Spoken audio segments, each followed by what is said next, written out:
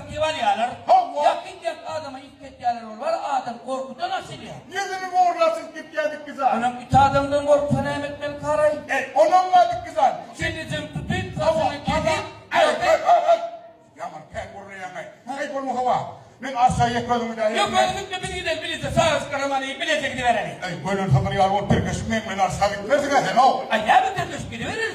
Hep gözüm yar oğlun çıkıyor. Ne yapayım bu çıkaka o? Ne bu ne? Ay geçen yıl var ha. Hava. Gözümden oğlunların kurbanı öttü be. Kurbanını öttüm. Hüngü'yü uçtu mu ha? Hava tuttum. Hey hüngü'lükten yıkarım ha. Ay ne ettin ay? Ho.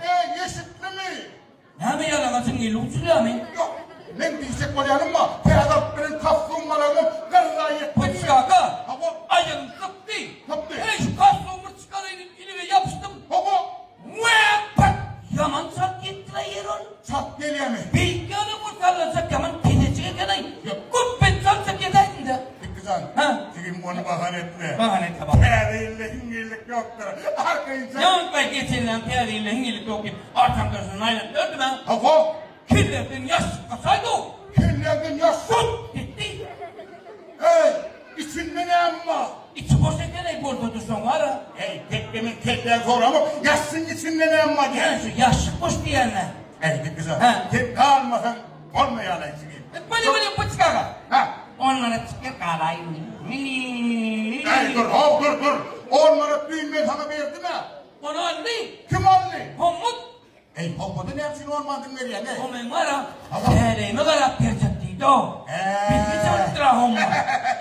Ay ne bileyim akıllı. Ama. Tereyge karattın mı? Onu öğrettim. Hombat sana ne emrediydi? Homut bana sen akıkette zamfıttıydı. Ay bir sanfıttığını muğtamaylık versene ha. Hay ne yaptın ay? Hava verkin. Ha. Hadi verkin. Verin gene. Güzel. Hadi geldiniz ki imza. Tereyikeliyle kıkıt. Ya yalvartmadan dedik. Yanakları da doğru. Ya avgirik düşme be arikti. Ayakkabıları pırt tereyik doğru. Gel havari go. Güzel. Ha? Gideyim. Ne deyip burada kendime yorma lo. Senin borçun ne lo? Ağzında yürümeliğin ne var? Utanın var. Tanın. Dur. Utanın da borçun kime? Utanma akan ne lo? Direğin maslakan edip sana gelinci laf dersin. Allah.